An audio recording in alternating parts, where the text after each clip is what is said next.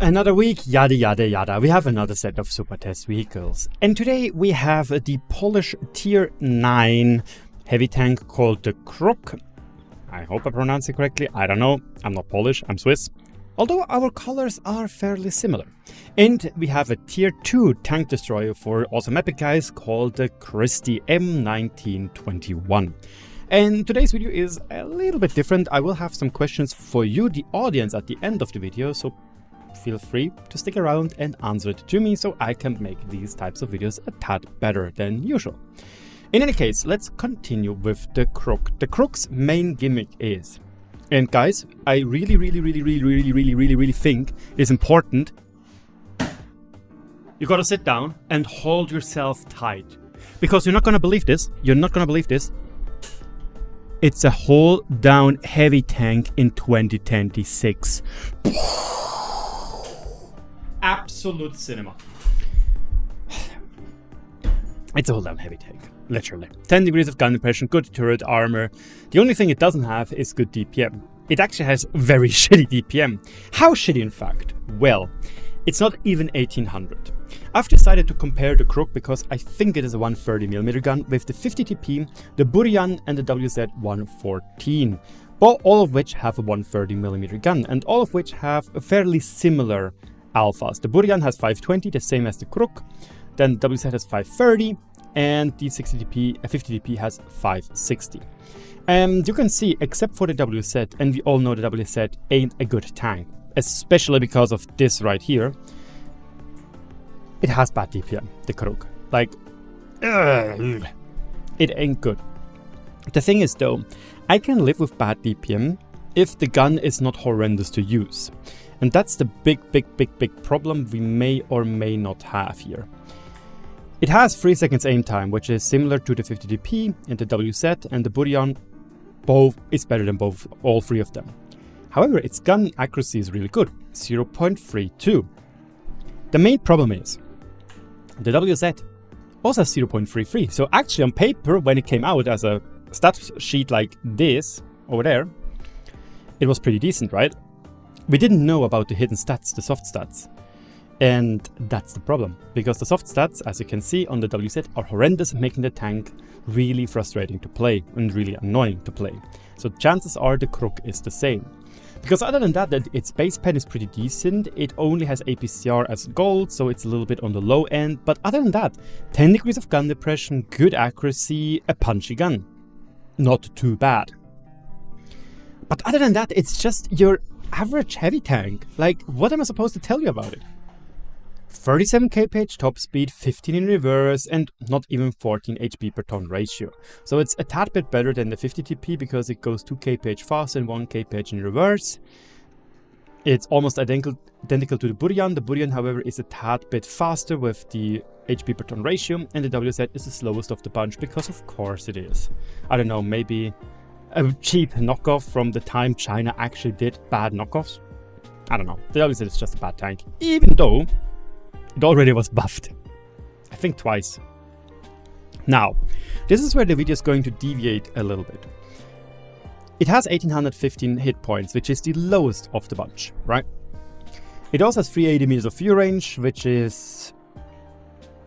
it works. It ain't good, and signal range no one cares about. However, what we can actually do now is, because we waited with the release of this video, we actually have at least a resemblance of the armor model, courtesy of World of Tanks, or the WoT _EU. And this makes it actually quite a bit interesting. Obviously, we do not know where the 310 really is. I believe that this shade of color is 270.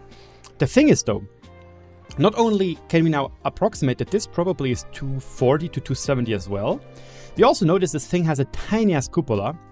This probably right here is 310. We also know that this plate right here is probably 270, so it's pretty thick. This might be 90 and this might be 90 because it's the same shade of yellow. And these plates right here are probably also around 230 to 270 millimeters of armor. Meaning right now we have the ability to judge this tank's armor actually, and not just say, I wonder how it looks. And especially important is we actually notice if it has a cupola or not. And you can see that cupola is tiny. Obviously, if you check out my streams, www.twitch.tv/RagingRaptor, even though they're currently in German, feel free to join. I can still talk English if you have questions.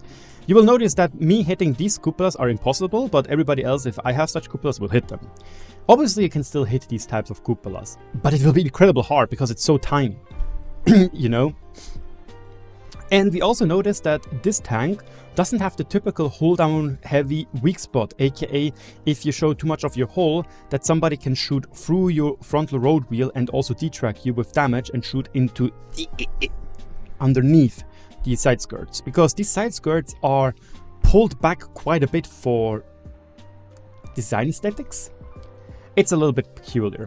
But yeah, if this right here is 270, this could also be 270, maybe 230, 240, which is still pretty thick.